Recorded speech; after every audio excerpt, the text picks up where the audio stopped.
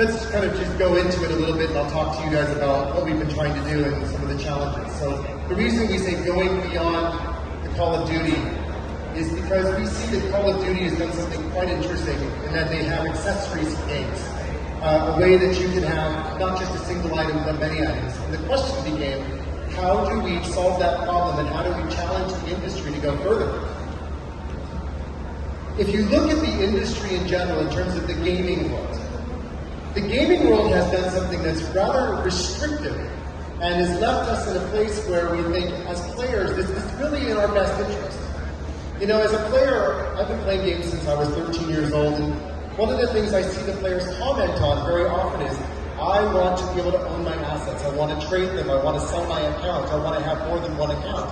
And you can't. You're restricted by Sony, you're restricted by Epic.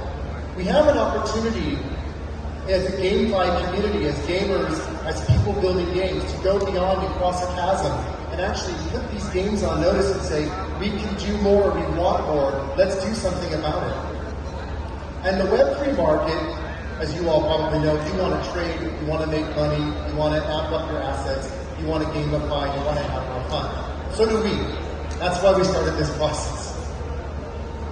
So it's been a bit of a journey. It's a road we've been traveling on, trying to figure out how do we build our game, how do we take this to another level, and you never know who we might encounter on the road as we're walking along. And in this case, we've come across Lenora, our friend who looks after our sanctuary in the game. He doesn't really want us to cross the path. He says, no, you can't go yet, you're not ready, you have more work to do. If you look at Modern Warfare, Call of Duty game, you look at all the components and accessories that they provide you in the game. It's a lot. And when you think about NFTs, you think, how do I manage a weapon? How do I manage a component if it's not a single piece, but it's multiple pieces? How do we bring them all together and enable a player in a mobile game to have ownership and access to these assets in the blockchain? So I'm going to briefly talk about how we handle weapons. If you look at it in an NFT perspective, this might look fairly harmless. You just have two items. But the item on your right side is a single item, it's a blade.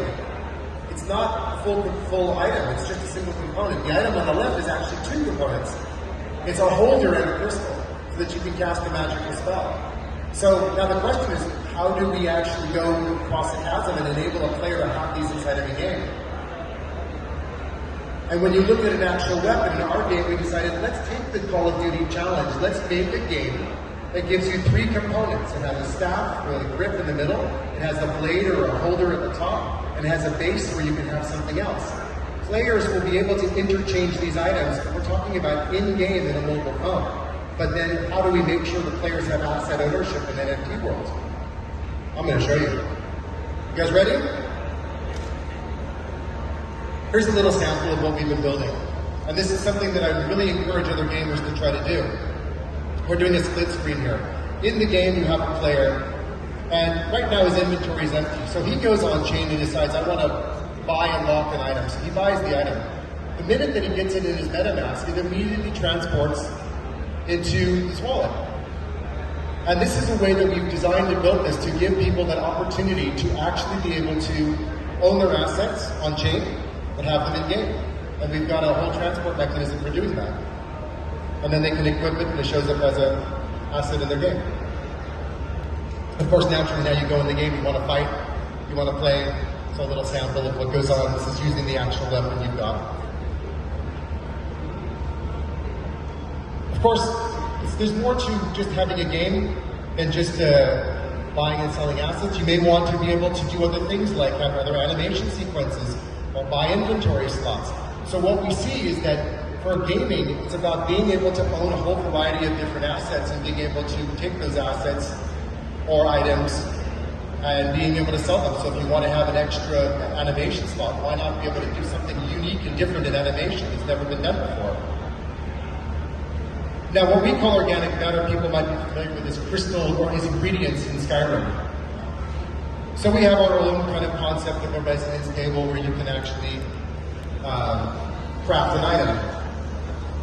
And just to give you an example of what that looks like in the world of NFT, again, the player is sitting here, and they say, I've got a bunch of items, I need to craft these items, I have them in my MetaMask, I pick up an empty crystal, but now I need to charge that crystal and fuse it to something.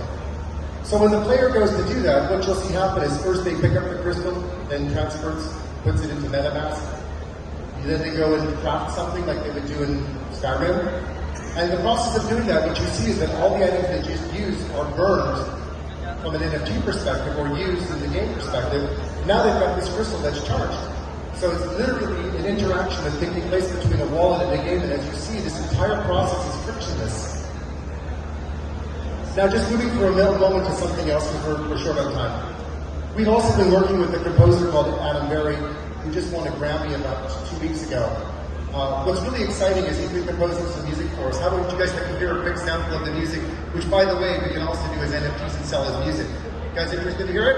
All right. Is there sound?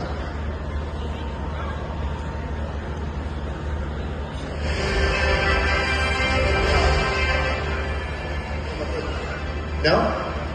The sound from the presentation? I've got the wrong sound. I'm so sorry.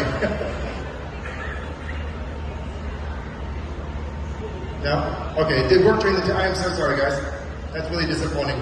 But Adam's been working with us. We've created some beautiful music, and just want to mention that what we can do when you actually start looking at gaming is that we can think about the way games are developed in two ways.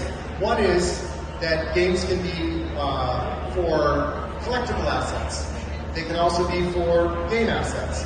So if you think about collectible assets, it could be artwork, it could be music, it could be collectible items, it could be concept art. And separately, we have a separate smart contract that can be used for anything that's gaming related. This is just a little sample from our game, just to give you guys an example of the excitement of what we're building.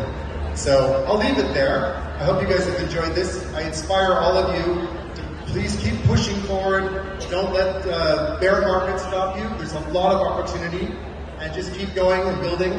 And I wish you all the success in building your projects in blockchain. Thank you very much.